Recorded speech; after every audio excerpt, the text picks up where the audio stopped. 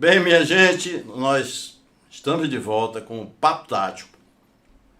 O futebol brasileiro está numa efervescência. A grande mídia combatendo os treinadores brasileiros. Em parte com razão. Porque nós estamos na entre-safra, essa que é a verdade. Os consagrados, eu não acredito que seja ultrapassado o verbo. Pode ser acomodado.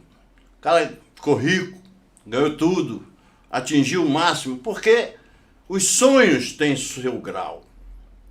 E o sujeito começa lá na olaria, é assistente do Vanderlei Luxemburgo, é assistente do Antônio Lopes e daqui a pouco é treinador e faz uma carreira brilhante, vai ao topo, vai ao Real Madrid, seleção brasileira, enfim. O sujeito perde objetivo na introspectividade, coisa que ele não sente. Nós não sentimos, nós, os seres humanos, não percebemos a introspectividade, que é um perigo. No entanto, toda regra tem exceção. Tem gente que percebe e se retroalimenta. Eu acho que está faltando isso a Vanderlei, a Luxemburgo, a Filipão, Vanderlei Luxemburgo, a Filipão e etc, etc. E aí está vindo uma gama de novos treinadores. Mas sabe o que está acontecendo?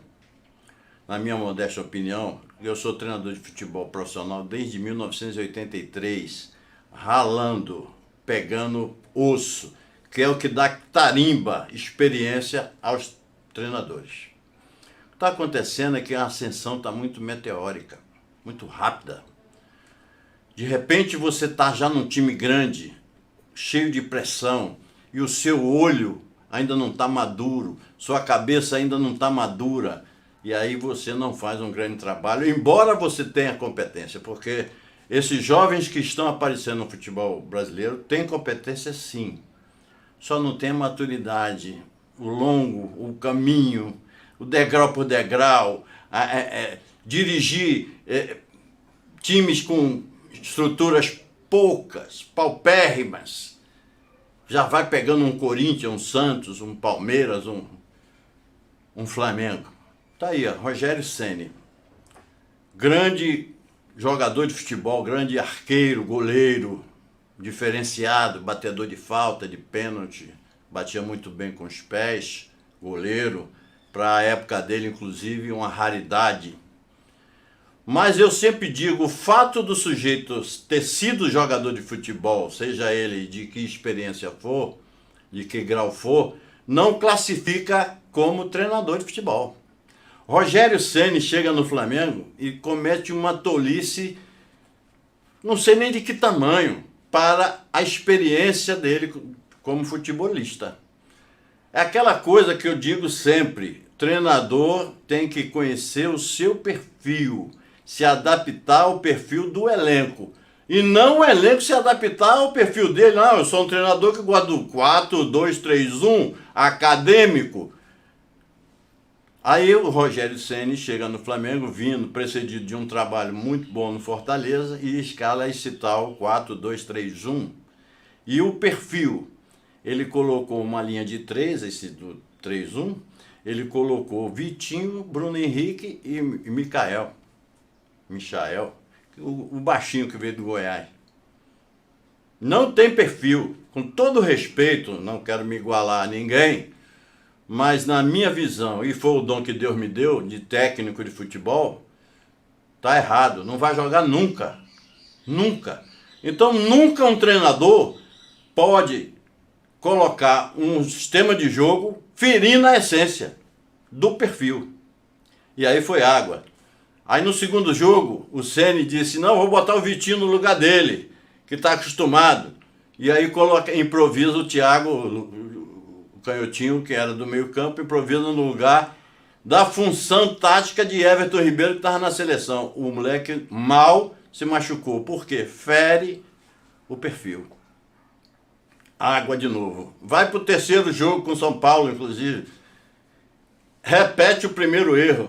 Então, veja, a gente fica dando razão à grande mídia. Porque, pô, Rogério Ceni cometeu uma tolice dessa, E outra coisa que acontece no futebol brasileiro é que não classificam o status, por exemplo, do Lisca. Não conseguem enxergar o grande trabalho que esse cara está fazendo em todo lugar que passa. Não é um dia não é um time não. Em todo lugar que passa faz um grande trabalho. Esse é treinador de futebol, é técnico de futebol. Não é bambeiro que faz um trabalho bom ali e não faz mais em lugar nenhum. Mas tem empresário forte, bota ali, bota acolá, repete. Os gestores repetem os mesmos nomes. Enfim. Então, o futebol brasileiro precisa se retroalimentar. Retroalimentar o pensar, o olhar e a ação. Tá aí. O Flamengo se precipitou, trouxe o assistente de Pepe Guardiola e agora Rogério Ceni. E tá aí a pandemia acontecendo na Gávea. E lá eu conheço bem. Fui criado lá dentro. E vi grandes treinadores. E tenho deles extraído para formatar o meu pensar e minhas ações como treinador. Mas voltando aqui para o quadro, que a gente parou no 4-2-4, lembra do 4-2-4, gente? O 4-2-4 do Santos, tal, do Cruzeiro, foi também uma equipe de Tostão, né? Também era uma equipe muito técnica, porque o 4-2-4 é um sistema de equipe técnica. Porque esses caras aqui, ó, o 5 e o 8, principalmente o 5 do 4-3-3, que foi logo depois do 4-2-4, que ficou muito tempo e ainda vive, aquela raiz do WM que eu falo, que não morreu, ela tá aí. O 4-3-3 ficou na era romântica do futebol brasileiro, grandiosa, onde nós ganhamos muita coisa, inclusive mundiais. Por quê? Esse cabo aqui, ó, o número 5, o centro médio, centro half, volante, esse 5 aqui era exigido na época que fosse um jogador técnico, não um brutamonte, não um Dunga, nem Mauro Silva, nem Denilson no Fluminense.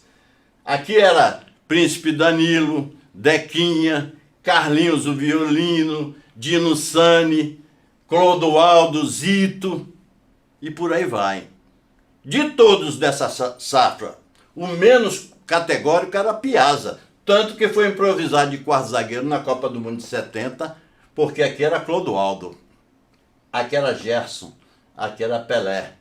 Claro que, inteligentemente, acharam lugar para Rivelino e para Tostão. E Jairzinho, que era o jogador de dentro no Botafogo, foi o ponta-direita falso, porque, na verdade, taticamente aqui, ele era o homem que entrava. E foi por isso que foi artilheiro, com essa esfera toda aqui servindo a ele. Uma explosão fabulosa. Isso é enxergar exatamente o que eu digo da característica do jogador. E a montagem tem que ser por aí. Não adianta, não, eu jogo assim, 4-5-1, não adianta. Se você ferir o perfil dos atletas, você não vai ajudá-los a desempenhar as funções. Por aqui a gente fica. Daqui a pouco a gente volta com outro papo tático. Um abraço.